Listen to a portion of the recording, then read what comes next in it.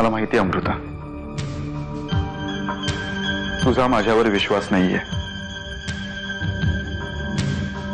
आणि अमृता, तुला कितीही सांगण्याच्या फंदात पडलो मी तरी तू माझ्यावर विश्वास ठेवणार नाहीयेस. म्हणून मी तुला काही सांगणार नाहीये. पण आत्ताच्या आत्ता इथल्या इथे मी हा विषय कायमचा संपवणार आहे.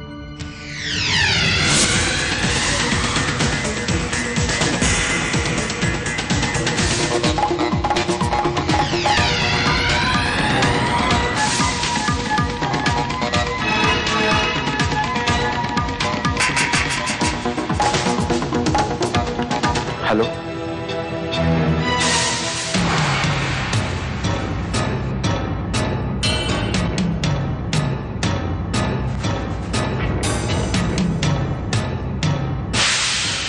काय झालं वागणेस काका? आर्यन. आर्यन त्याचं काय? त्याने अमृताला तर काही केलं नाही ना?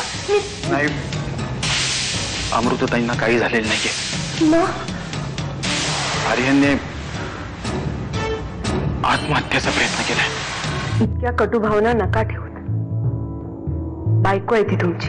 हेच एकदा तिला जाऊन सांग, ती विसरली आहे ती माझी बायको आहे ते. मी बरेचदा बोलली आहे जानकीशी, पण आज तुम्हाला सांगते कारण तुम्ही खूपच डिस्टर्ब्ड आहात.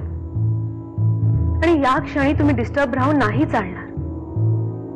तुम्ही मंत्री होण्याच्या मार्गावर आहात. या क्षणी घरच्या या सगळ्या गोष्टीत जर तुम्ही लक्ष घातलं तर कामाच्या दृष्टीने ते घातक ठरू शकतं. आर्यनने आत्महत्येचा प्रयत्न केलाय. काय तू काय बोलतेस जानकी? शुद्धीवर आहेस ना तू? पूर्ण शुद्धीवर आहे वामन दादा. आर्यननी खरंच आत्महत्येचा प्रयत्न केलाय आणि त्याला हॉस्पिटलात नेलंय. वामन दादा, आर्यननी असं केलंय म्हणजे त्याला नक्कीच काहीतरी. तुम्हाला कळतंय ना मला काय म्हणायचंय ते? मला कळतंय. तुला म्हणायचंय आर्यननी स्वतःहून स्वतःला काहीतरी करून घेतलं, यातही त्याची काहीतरी चाल आहे.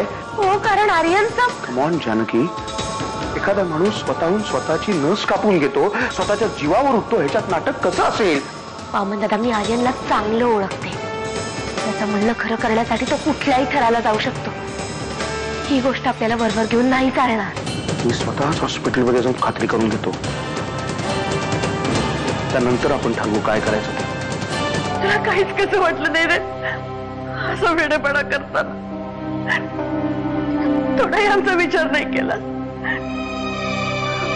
तुला काही झालं असतं तर माझं काय झालं असतं? अमृता, काही विचार नाही करता आला तुला? सगळं काही माझ्या सहनशक्तीच्या पलीकडे गेलो होतं मम्मा. म्हटलं स्वतःचं आयुष्य संपवून टाकावं. मला खरं खरं सांग, हा तुझ्यात एवढं काय ग जे आर्यन अगदी जीव द्यायला निघाला? आई, आता उगीच माझं डोकं फिरवू नका. नंतर इतके दिवस दाबून ठेवलेला राग होता ना, तो उफाळून बाहेर येईल. बापरे, मोठ्या वहिनींना रागवतं पण येतं. थांब, मला अजून बरेच प्रश्न विचारायचे होते, पण ठीक आहे. आता जा आणि देवासमोर आर्यनसाठी प्रार्थना कर. आली.